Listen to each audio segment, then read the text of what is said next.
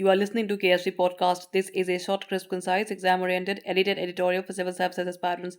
In this podcast, we are going to talk about Tibetan Democracy Day. Source for the content is Dorjee Wangmo's article for the Indian Express. A little more than 6 decades ago, Tibetan Democracy Day was marked with the inauguration of the Tibetan government in exile in Dharamshala on 2nd of September.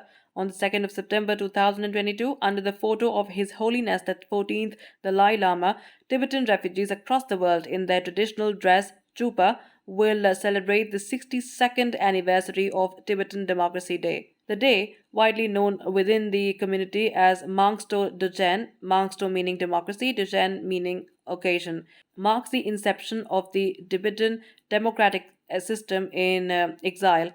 At the heart of the Tibetan democratic system, which governs over 1 lakh refugees across the world, stands the Central Tibetan Administration, CTA, the Tibetan government in exile in Dharamshala. So many decades later, however, the CTA is not officially recognized by any country.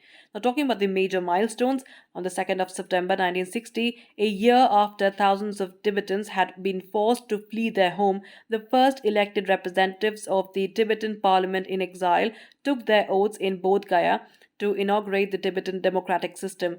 In 1963, the Dalai Lama enacted the Tibetan constitution based on the ideals of democracy and universal values, following which the first women representatives were elected. In 1975, Khashag, the apex body of CTA, declared 2nd of September as the founding day of Tibetan democracy. In 1991, the Charter of the Tibetans in Exile was adopted, and in the following year, the Tibetan Supreme Justice Commission was established, introducing the exile community to the 3 pillars of democracy. A major shift in the political and cultural landscape of the Tibetan people was marked when the Dalai Lama announced that he would assume a position of semi-retirement.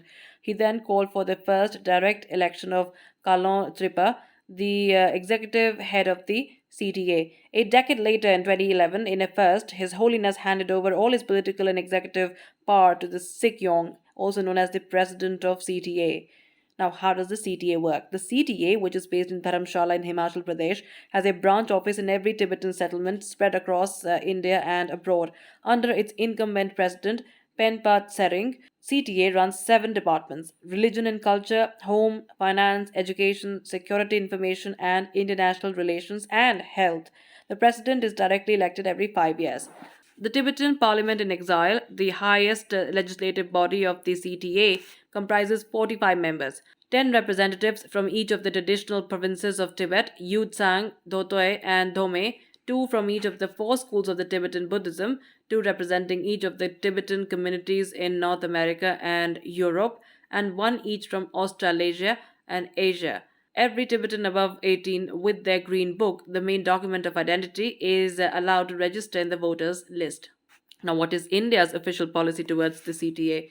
India considers the Dalai Lama as a revered religious leader and an honored guest, but it does not encourage political activities by Tibetans.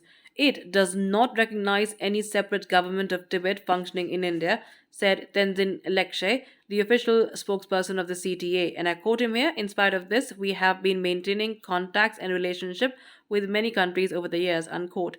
Tibetan refugees across the world recognize the CTA as their legitimate government. In his first press conference on the 20th of June 1959, the Dalai Lama had declared, "Wherever I am, accompanied by my government, the Tibetan people recognize us as the government of Tibet."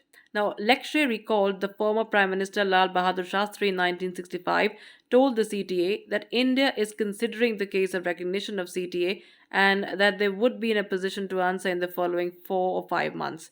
According to Lekshe, Shastri said, and I quote, "We are expecting certain developments soon, and when they happen, then we will recognize your government in exile," unquote. Given Beijing's strong sensitivities, India has sometimes been accused of having an ambiguous policy on Tibet.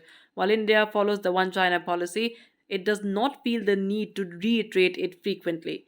Then CTA President Lobse Sangay was among the invitees at the swearing-in ceremony of Prime Minister Narendra Modi in 2014, and the Dalai Lama was hosted in Rashtrapati Bhavan by President Pranab Mukherjee 2 years later. The Dalai Lama has also been allowed to visit Tawang, one of the main sites of contention in the Sino-Indian border dispute. In 2017, amid ongoing tensions in Doklam, Lobsang Sangay visited Pangong Lake in Ladakh. However, in 2018, the Indian Express reported that the Indian government had sent out a note asking senior leaders and government functionaries of the center and states to stay away from events planned for March end and early April of that year by the Tibetan leadership in India to mark the start of 60 years in exile of the Dalai Lama. The government noted that this was a very sensitive time for bilateral relations with China. Now, what kind of relationship does the CTA have with other countries? According to Lecce, and I quote, the US is the only government in the world which is politically upfront in supporting the Tibetan issue, whether it be a bipartisan support for Tibet, policies on Tibet, and also an appointment of special coordinator on Tibet, unquote. The spokesperson added, and I quote further, I will leave it to Indians to decide on whether the time has arrived for the Indian government to recognize the Central Tibetan Administration as the Tibetan government in exile.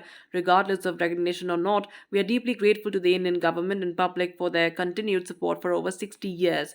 That's it for this podcast. Thank you so much for listening. To join KSG India courses and to crack the IELTS exam, visit ksgindia.com. You can also get a PDF of this podcast on ksgindia.com.